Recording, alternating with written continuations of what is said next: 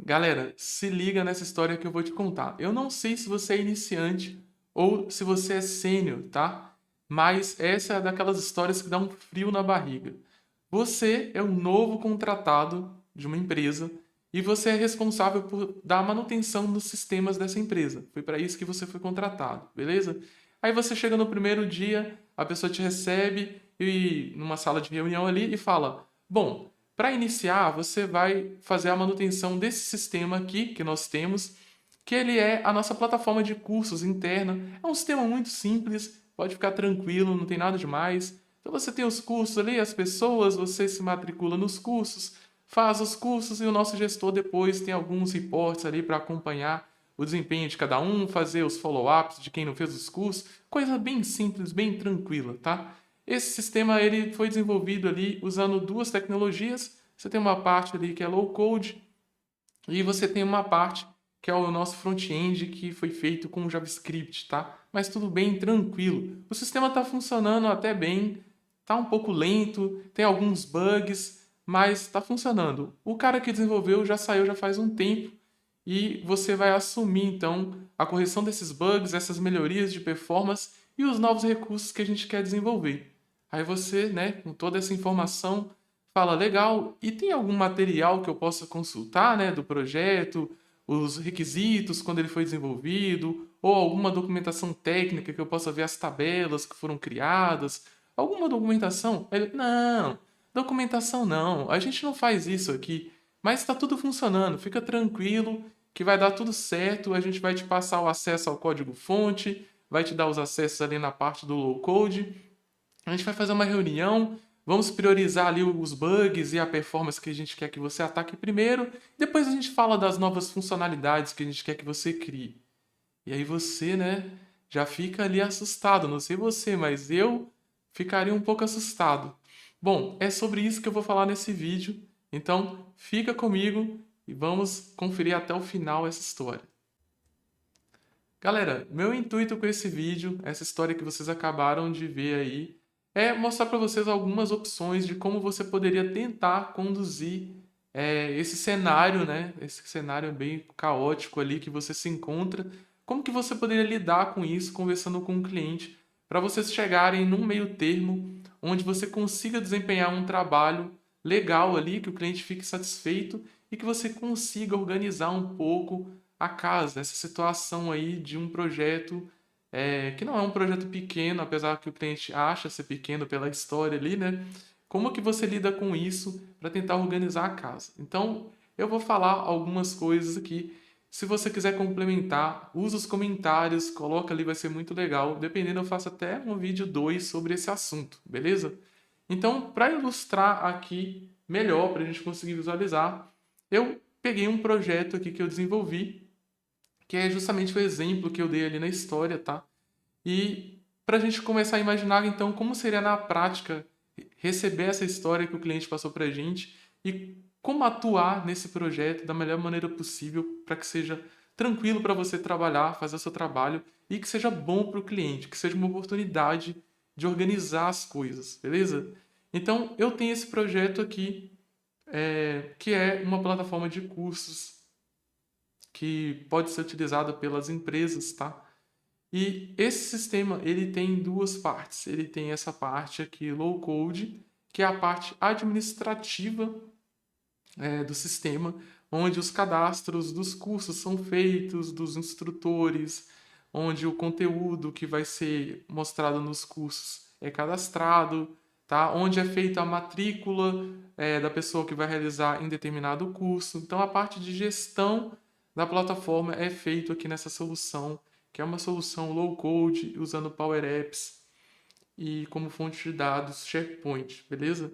E depois nós temos o front-end dessa aplicação, que é feito em SharePoint Framework usando JavaScript, que é essa solução aqui. Então, nesse exemplo que eu dei, você imagina o seguinte, que você não tem nenhuma documentação nem da parte low code, tá? E nem da parte do front-end. Então você está às cegas. Então a primeira coisa que você tem que fazer é alinhar muito bem as expectativas com o cliente, tá? E o que que seria isso? O que que seria alinhar essas expectativas? É falar para ele que você vai precisar de um bom tempo para você entender como o sistema funciona. Ele pode até falar, não, mas é simples e tal, mas você vai ter que explicar para ele, olha, eu tenho duas plataformas diferentes, elas se conversam, eu não sei como que é feita essa conversa, eu vou ter que ver quais foram as tabelas que foram criadas, como é o relacionamento dessas tabelas, como que esse front-end recupera esses dados. Então, eu vou ter que entender isso, até para eu entender a questão da performance, né? Por que que tá lento? Será que tá lento porque tem um volume muito grande de dados e a maneira como esses dados estão modelados não está boa? Ou será que é algum problema no front-end que está obtendo esses dados de uma maneira que não usa as melhores práticas? Então, você vai ter que explicar para o cliente que você vai precisar de um tempo tanto para você entender essa parte aqui do low code, quanto a parte do front-end. E aí, quando você falar que você vai precisar de tempo para entender isso, você pode aproveitar e falar para o cliente o seguinte: mas o resultado final do meu entendimento vai ser uma documentação desse projeto, para que caso venha outras pessoas para atuar nesse projeto, para me ajudar nessas melhorias que vocês querem fazer, enfim, isso não vai precisar ser feito de novo. Caso eu vá embora, ganhe na Mega Sena, alguma coisa desse tipo, né? Isso não vai precisar ser feito de novo, porque você vai ter a documentação das tabelas, você vai ter a documentação da parte de segurança, da parte de governança, você vai ter a documentação técnica que eu vou criar da parte do front-end, como foi construído, quais são as principais interfaces que podem gerar algum problema, eu vou especificar essas interfaces, principalmente que tiver pontos mais críticos, coisas relacionadas à performance ou segurança. Então você vai vender isso para o cliente, que já que você vai ter que entender isso, é uma oportunidade de você aproveitar e documentar isso. Vai ser bom para você no seu entendimento, ali no percurso do seu entendimento, anotar tudo, fazer os desenhos da parte de banco de dados e tal. Vai ser bom para o seu entendimento e vai ser excelente para o cliente, porque ele agora vai ter essa documentação e caso ele precise trocar o recurso ou trazer mais gente para apoiar no desenvolvimento das novas funcionalidades, ele vai ter isso, tá? Então, esse é o primeiro passo ali que eu recomendaria você negociar isso com o cliente. E aí, beleza. Qual que seria o segundo passo, né? O segundo passo seria você montar ali uma estimativa para o cliente, falar assim, olha, eu vou pegar um dia aqui, vou dar uma olhada superficial na parte do low code, vou dar uma olhada superficial na parte do front-end e baseado nisso eu vou te fazer uma estimativa de quanto tempo eu vou precisar para fazer essa documentação. E aí vamos supor que você faz isso, pega um dia, olha ali, fica o dia inteiro olhando isso, e aí você monta uma estimativa e passa para ele. Vamos supor que você vire para ele e fala, olha, para gerar essa documentação, eu vou precisar aí de uns 8 dias, de 7 a 8 dias para montar tudo. Mas o que que eu vou te entregar? Eu vou te entregar toda a parte dos principais requisitos que eu identificar, tá? Então eu vou ter ali um documento de requisitos com as principais funcionalidades. Então eu vou ter ali um cadastro de estudante, um cadastro de cursos, um cadastro de conteúdo dos cursos. Vou identificar todos os principais requisitos, as principais entidades, né, tabelas, vamos dizer assim. Vou colocar ali tudo o que eu conseguir encontrar nesses 7, 8 dias. Vou te entregar um diagrama com a modelagem do banco, descrevendo quais os dados que cada uma daquelas tabelas armazenam. Então, tipo, se for necessário criar um report em Power BI, essa documentação vai ser excelente para o cara que for fazer o Power BI conseguir entender quais dados estão aonde, como eles se relacionam, né? É muito comum quando a pessoa vai fazer um Power BI e não tem documentação nenhuma, ela precisa falar com o dev para entender como os dados são armazenados ali, quais são as chaves, né? Normalmente tem esse tipo de relação ali entre a pessoa que vai fazer o relatório e o desenvolvedor. Então você vai explicar para ele toda essa documentação que você vai entregar e por isso você precisa de 7 a 8 dias, beleza? Então, feito isso, você vai começar então a prática, né? E aí vamos supor, eu vou tirar minha imagem de novo aqui. Como que você começa isso quando você tem vamos supor que você vai começar pela parte low code, né? Você vai começar pela parte low code. Como que você começaria isso, né? O primeiro ponto é, se já te falaram que o projeto é fonte de dados SharePoint, você primeiro precisa conferir isso, porque isso foi o que o cliente te falou, mas você não sabe o que realmente o desenvolvedor teve que fazer para conseguir entregar esse projeto, não tem documentação nenhuma. Então você vai começar verificando o código-fonte, né? Então você vai abrir lá o app que faz a administração desse conteúdo e você vai começar a olhar aqui nas fontes de dados se realmente é só SharePoint ou se ele usa alguma fonte de dados tipo Excel ou alguma outra coisa, né? E aí, você olhando isso, você já vai começar a criar a documentação. Então você vai abrir ali um Word ou um PowerPoint e vai começar a enumerar essas fontes de dados. E aí, vamos supor que você entre aqui nessa fonte de dados e aí você clica para ver e aí você fala, ah, beleza, é uma fonte de dados. SharePoint, dependendo do nível que você for detalhar, você pode até exportar o Excel, por exemplo, e falar, bom, a estrutura da tabela é essa aqui, tem esses campos, né? Exportar o Excel pode ser uma excelente ideia, tá? Para você documentar quais são os campos que tem na sua lista ou na sua tabela, vamos dizer assim, né? Então você pode usar o exportar para Excel como uma forma de documentar. E aí você vai começar a gerar essa documentação. Abrir fonte de dados por fonte de dados, ver como é o relacionamento, igual, por exemplo, aqui a gente percebe que tem um relacionamento com uma outra lista, que é a lista instrutor.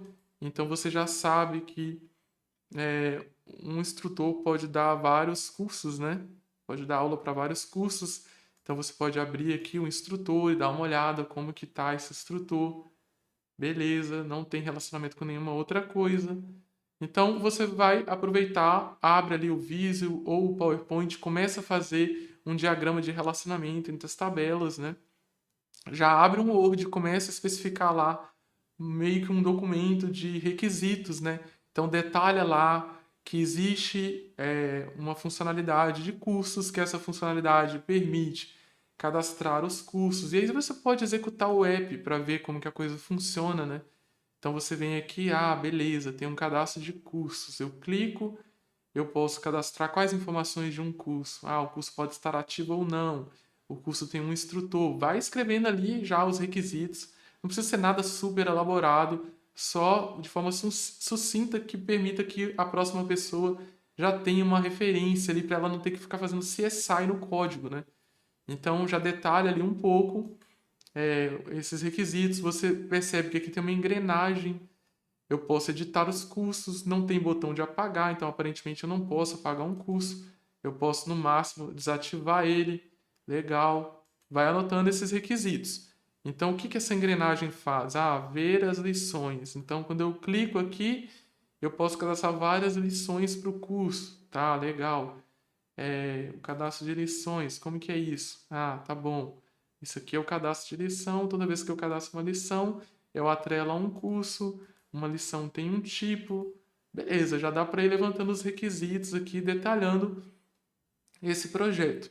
Então, você vai literalmente navegar no app, vai verificar as fontes de dados e, ao término dessa sua documentação, no mínimo, você vai ter um documento de requisitos onde você detalha as funcionalidades, né, dessa parte administrativa aqui do app. Você vai ter um documento com o diagrama de relacionamento entre as tabelas, né, com o detalhamento de qual dado cada tabela armazena e tudo mais. Isso vai ser muito importante para o cara do Power BI, tá? Da mesma forma que o documento de escopo barra requisitos ali também vai ser muito útil para a próxima pessoa que vier.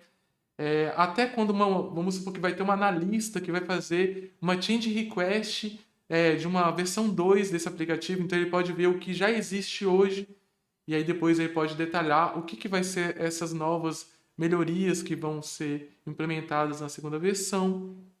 Então, vai ficar massa esse levantamento que você está fazendo dessa parte administrativa. Você vai entregar vários documentos de valor ali para o cliente, tá? Beleza, então você fez essa parte, levantou ali toda essa parte. Qual que é o próximo passo, né? É a parte do front-end, né? A parte do front-end o que você sabe é que foi feito em SharePoint Framework. É a única coisa que você sabe. Mas aí foi feito como, né? Será que foi usado JavaScript? Foi usado qual versão do SharePoint Framework? Será que essa versão ainda é adequada, pensando que o cliente quer fazer uma nova versão para o projeto e tal? Será que essa versão que foi usada ainda é adequada ou eu vou ter que fazer um upgrade de versão? Então agora começa uma documentação mais técnica, né, dessa parte do front-end, onde você vai detalhar, olha, foi usado o SharePoint Framework, versão tal, foi usado essa e essa outra library, PNP, para acessar os dados e tal, versão tal. E aí você vai especificar bem tecnicamente e você pode colocar comentários nesse documento técnico que você está escrevendo. Você pode falar, olha, considerando o tempo, o ciclo de vida do projeto, eu entendo que a gente precisa fazer uma atualização do SharePoint Framework, porque ele está numa versão muito antiga. Isso vai aumentar muito a performance. Boa parte do problema de performance pode ser melhorado com o simples fato da atualização do framework que é utilizado para fazer o acesso aos dados hoje. A gente vai ter várias melhorias de segurança e de performance também por evoluir a versão do SharePoint Framework. Então você vai fazer as suas considerações ali também nesse documento técnico. Por quê? Porque depois o cliente vai pedir uma nova estimativa para você corrigir os bugs, para você criar essa nova versão desse projeto. E você vai precisar de todo um embasamento para você justificar o prazo que você vai passar para ele. Então é importante que você faça um mapeamento do que está sendo usado e qual que é a sua sugestão, o que deveria ser mudado para ter todas essas melhorias no projeto, de performance, de compatibilidade, coisas novas que você pode usar se você fizer um upgrade de versão nessa parte do front-end, tá? E aí você vai ter que, CSI, você vai ter que entrar no código mesmo, entender como foi desenvolvido, então ver como que o cara desenvolveu cada parte do código e documentar isso, mas pensando mais high level, vamos dizer assim, pensando mais no que você vai falar para o cliente para justificar os upgrades de versão, a questão que eu falei de performance, de ciclo de vida do projeto, não no techniquez mesmo, mas pensando no projeto do ponto de vista de dinheiro, de sustentabilidade do projeto, para que ele consiga rodar por mais tempo, de uma forma segura, de uma forma que ele fique rápido, né?